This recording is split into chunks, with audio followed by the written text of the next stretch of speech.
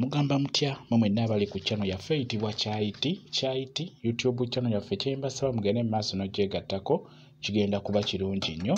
N'ekirala likinga video olunaku olwaleero njagadde tutunuulire by'olina okumanya ku muntu oyo abeera afudde, by'olina okumanya ku muntu wo afudde oba by'olina okumanya ku muntu oyo omufu.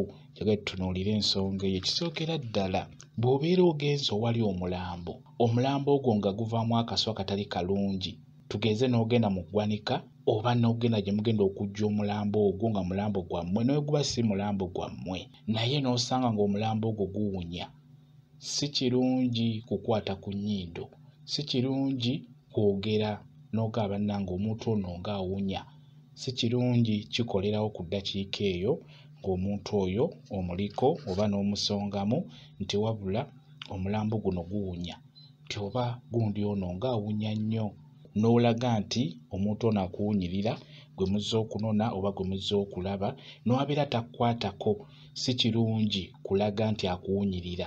Mukitegedde? Bw'otuuka ku muntu oyo ng'awunya kitwale nti tokiwulidde oba kikususseeko, vaawo ogende oveewo waali.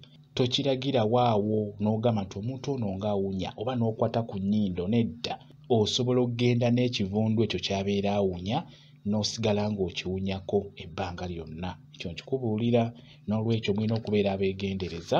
Buli w'owulira omulambo nga guwunya tokiraga, kijja kuba kirungi nnyo. Ekintu ekyokubiri, bw'osanga omuntu alima amalaalo ng'ali mu kulima bijja, omuntu oyo tomubuuza, muyiteko buyisi. Era nakyo si kirungi kubuuza muntu ali mu kulima ebijja oba mu kulima amalaalo. Tugeze ng'obadde oyitawo n'osanga mukwano gwo ng'abuuza, oba omuntu omukulu n'omubuuza nti wasuze otya nnyabo oba wasuze otya ssebo.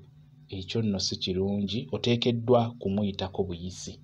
N'owaba akutunuulidde ng'akulabye tomubuuza, genda bugenzi. Ekyo nakyo bwe kityo bwe kirina okubeera, njagadde mukimanye. Omuntu alima ebijja tebamubuuza, omuyitako buyisi. Era gwe abeera alima ebijja ggwe singa oli akubuuza nga takimanyi, tugeze n'akubuuza nti size otya nno nnyabo, tomuddamu, omugamba kimu nti tebabuuza balima bijja.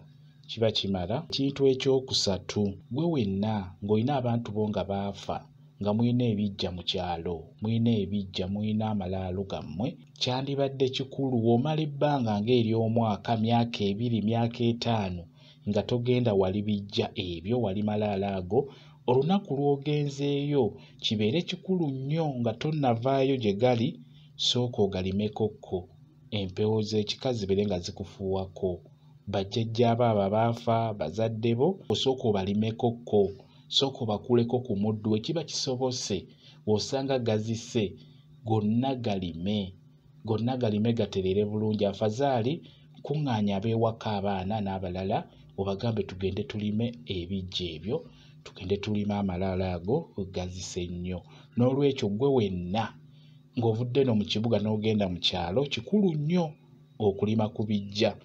Mutereeze amalaalo ago gabeere malungi. Abantu abo abaafa wadde babeera bafudde, naye emyoyo gyabwe tusigala nagyo, baba bakulaba, baba banakuwala olw'ensonga tobeera tobafaako ng'ate mu bulamu wali obaagala nnyo.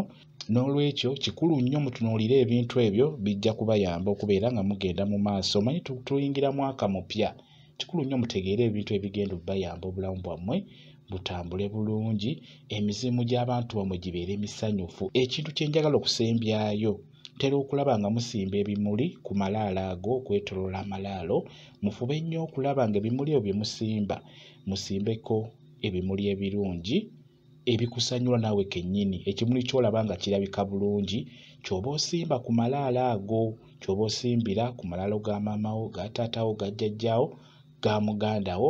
N'ekirala mmwe abatasimba bimuli, abantu abo mubasimbeko ebimuli olw'ensonga nti ebimuli ebyo birungi nnyo okubisimba ku bantu abo ababeera bafudde. N'olwekyo amalaalo mugasimbeko ebimuli, musobola okugayiwamu amayinja, obuyinja obweru obwo ne mugeetoolooza okubeera nga galabika bulungi. Kwegamba mubeere nga mugayooyoote, mugeere, temukkiriza bukyafu kubeera nga bugabeerako. Kijja kusanyula nnyo abantu abo abaafa, emizimu gyabwe gijja kubeera misanyufu nnyo nnyo. Mubasimbeko ebimuli ebirungi, mubeere nga mubayooyoota, kigenda kubeera ddala kirungi nnyo. Bwe kityo bwe kiri. Kambayo WhatsApp namba yange osobola okumbuuza, nja kwongera okunnyonnyola ku nsonga eyo. WhatsApp namba yange eri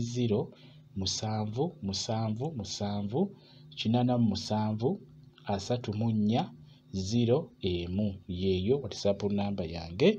Mwebale kubeera ku channel yaffe eyitibwa Kyayiti YouTube channel yaffe. Kyembasaba mugende maaso n'ogyegattako, kigenda kuba kirungi nnyo. N'ekirala likinga video mbeere bulungi. Mweraba.